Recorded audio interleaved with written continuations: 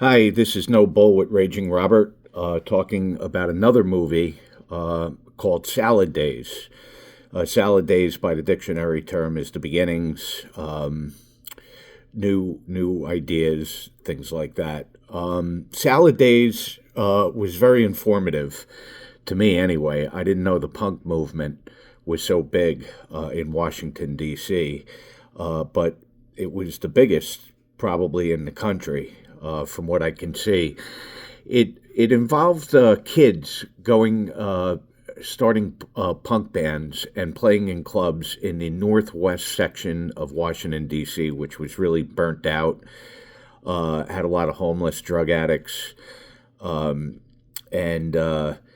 they were underage, but for their friends to come in, they would put X's on anyone who was underage, so they knew they couldn't drink and they weren't served. But the movement got bigger and bigger in that section of D.C., and like New York City in the early '80s, clubs started popping up all over the place.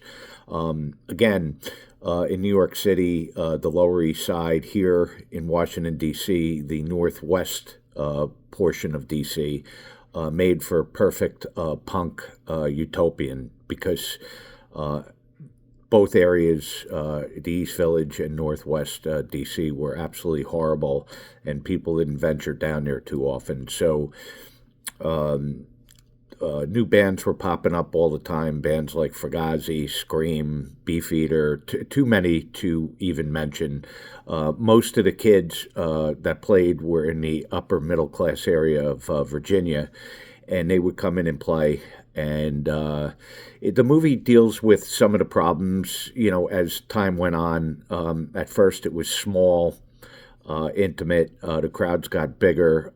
People, it goes over how goes into detail, how people would body surf, and a lot of people became paralyzed. People would rush the stage. Just some problems like that. There was a small record company that was producing these bands, and much to their credit, keeping in the punk fashion, they turned down bigger companies that wanted to sign some of these bands. So they stayed small. A lot of them traveled to Europe, all over the country. They toured. There were some big bands, and of note that went on.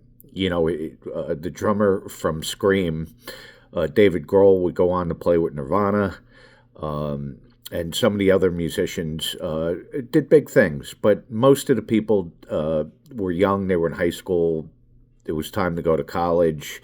The bands disbanded. Some stuck around and played. But it never went monetarily very far for a lot of these bands, and it was fine with them. They were just happy playing the music and living the dream in their high school, college years. So I recommend, it's on Tubi, to check Salad Days to see how the punk movement in D.C. Very informative to me. I didn't know D.C. had such a big punk movement, and it was very, very enlightening. And then you see some of the bands that played that were really good. So check it out on Tubi. It's called Salad Days. Thank you.